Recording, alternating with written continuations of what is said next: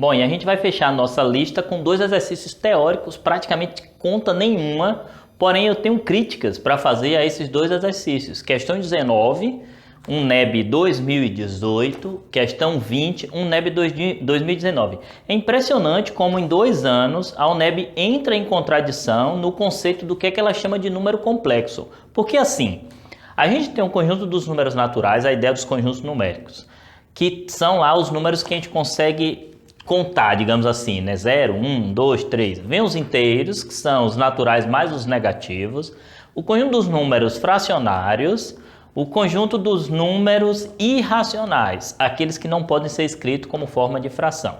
Quando a gente junta todos os racionais com os irracionais, a gente cria o nosso universão que a gente trabalha praticamente o ensino médio todo, que é o conjunto dos números reais, que vale, na verdade, para todo o ensino médio, exceto para o estudo dos números complexos e para o estudo dos polinômios. Qualquer outra situação de matemática do ensino médio, a gente vai tratar um universo maior como real. Ok, aí vem o conjunto dos complexos, olha o detalhe, e engloba o conjunto dos reais, de modo que todos os números que a gente estuda, eles são complexos. Todos eles são complexos. Um número real, ele é complexo. E existem números complexos que têm parte imaginária, tipo 5 mais 2i. Então, ele vai ter um pedaço imaginário. A esses números aqui, a gente dá o número de número imaginário, o nome de número imaginário. Se ele só tiver o pedaço imaginário, a gente ainda pontua e fala assim, ele é imaginário puro, puramente imaginário, entendeu? Não tem um pedaço real, mas assim, tudo de número que a gente estuda é complexo. Aí nessa questão 19, a UNEB usa o conceito correto para números complexos, porque a resposta certa fala de números complexos como um todo. Vamos lá. A letra A fala assim, né? O polinômio tem uma raiz real nula. Um polinômio de grau 4 tem uma raiz real nula. Observe, um polinômio para ter raiz nula é necessário que o termo independente seja 0. Ele não pode ter termo independente. Tipo esse polinômio aqui da questão 20, que é o polinômio p de x, 0 é a raiz dele. Porque se eu substituir 0 no x, o polinômio é nula. Não tem nada aqui. P de 0 é 0. Porque a ideia de raiz, por definição, é você substituir um polinômio, o polinômio é nulo. Então, um polinômio para ter 0 como raiz, é necessário que o termo independente dele seja nulo. Como na questão 19, ele diz para a gente que o polinômio é completo, ou seja, todos os coeficientes existem e não são nulos, então a letra A está errada. O polinômio tem uma raiz real nula, errado. Isso aí seria dizer que o polinômio é incompleto, porque o termo independente seria 0.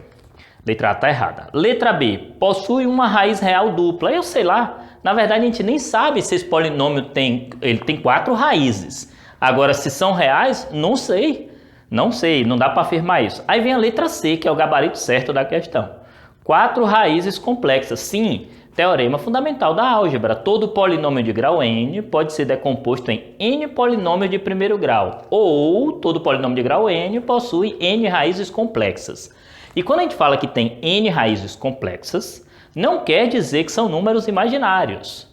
Podem ser n raízes que são números reais, não deixa de ser complexo. Essa é a resposta certa do exercício. A letra D, 4 raízes reais e distintas. Não sei. Pode ser que esse polinômio de grau 4 tenha 4 raízes imaginárias, pode ser que ele tenha 2 imaginárias, 2 reais, pode ser que ele tenha 4 raízes reais. Raiz imaginária nunca vai acontecer em quantidade ímpar, por conta do teorema das raízes imaginárias, né? Quando o complexo é, o seu conjugado também será. Então, letra D está errada. 4 raízes reais e distintas, não sei se tem raiz real, na verdade, né? E a letra E é apenas 2 raízes reais e distintas. Também a gente não pode afirmar. Então, o gabarito correto dessa questão, que é o gabarito oficial, letra C. O problema é que chega 2019 e a UNEB usa o termo número complexo quando quer se referir a número imaginário. Beleza, tem um textão gigante aí. Eu vou pegar só na parte fundamental, que fala exatamente do teorema fundamental da álgebra. Lá no final aí, ó, lá no fim, antes do polinômio p de x, eu vou pegar aí a antepenúltima linha, tá bem assim. O teorema fundamental da álgebra foi concebido através dos estudos de equações polinomiais. De acordo com os conhecimentos básicos estudados, considerando-se esse polinômio e um outro polinômio que eu ainda não escrevi aqui, porque eu vou fazer um trabalho com ele, é correto afirmar que... Aí vem, letra A. Toda equação de grau n com n maior ou igual a 2 possui pelo menos uma raiz complexa. Observe, toda equação de grau n, não interessa se é maior ou igual a 2 ou não, mas toda equação de grau n possui n raízes complexas. Ora, se possui n raízes complexas, então possui pelo menos uma. Porque se tem uma, já está valendo, entendeu? Então, se a equação é de grau n e esse n é maior ou igual a 2 no caso aí, então ela vai ter pelo menos uma raiz complexa. Na verdade, ela vai ter n raízes complexas. O problema, aí essa proposição seria verdadeira. O problema é que ela está errada. Em 2019, o que a UNEB quis dizer aí é o seguinte: toda equação de grau n, n maior ou igual a 2, possui uma raiz imaginária. Pelo menos uma raiz imaginária.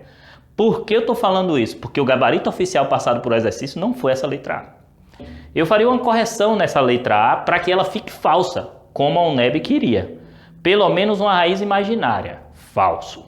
Pelo menos uma raiz imaginária. Falso. Letra B. Se A for zero, o polinômio P de x possui raízes diferentes, mas não possui raízes reais. Bom, se o A for zero, o polinômio vai ser de grau 6. Bom, e vai ter o zero como raiz, porque o termo independente é nulo.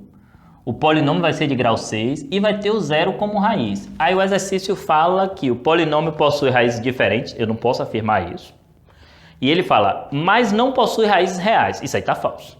Porque esse polinômio que o termo independente é nulo, zero é raiz. Então, como zero é um número real, letra B está falsa. Letra C. O polinômio h de x será de sétimo grau se m for 5. Esse pedaço já está errado. E do quarto grau se m for menos 5. Observe, o polinômio h de x, aí escrito, ele tem um coeficiente que depende do m. m ao quadrado menos 25, aí x à sétima. Em princípio você pensaria que ele é de grau 7, mas quem é esse m? X à sétima mais 6x ao quadrado menos 2x mais m mais 5. Aí o que que a letra C fala pra gente, né? O polinômio h de x será de sétimo grau se m for 5. Não. Se o m for 5, 5 ao quadrado 25 menos 25, 0. Some o x à sétima. Se o m for 5, o x à sétima vai sumir. Meu polinômio vai acabar sendo de segundo grau. O que ele afirma depois, outra coisa para m, não me interessa. Não, se o m for 5, some o grau 7. O polinômio não vai ser de grau 7. Letra D. Os polinômios h de x e p de x possuem 7 raízes complexas se m for 5. Bom, p de x possui 7 raízes complexas. Mais uma vez a UNEB usando corretamente o termo número complexo. P de x realmente possui 7 raízes complexas, o que não quer dizer que são 7 números imaginários, né? 7 raízes complexas. Mas o h de x, de novo, se o m for 5, o h de x vai ser de segundo grau. Ele só vai ter 2 raízes. Então, assim, a letra D está errada. Aí vem o gabarito oficial da UNEB. O gabarito oficial da UNEB diz, se m for menos 5, uma das raízes de h de x é 0. Sim. Se o m for menos 5, o meu polinômio h de x vai ser 0, x à sétima, que eu não vou escrever, porque eu teria menos 5 ao quadrado, 25 menos 25, some o x à sétima, 6x ao quadrado, menos 2x. E se eu puser m menos 5 aqui, o termo independente anula. E todo e qualquer polinômio cujo termo independente é nulo, possui 0 como raiz. Então a letra E é a resposta certa e foi a resposta oficial do gabarito da UNEB, que está coerente, entendeu? Bom, de um jeito ou de outro, tá aí 2 exercícios teóricos, não são exercícios recorrentes, porém são os exercícios mais recentes da UNEB, né? 2018, 2019, 2 exercícios teóricos. Mas o que a gente mais vê em prova, na verdade, é divisão de polinômio, divisão exata, fulano é divisível por Beltrano, como a gente trabalhou aqui, e a equação polinomial a gente aplicar o dispositivo de Ruffini. E assim eu encerro a resolução das 20 questões que foram propostas para você.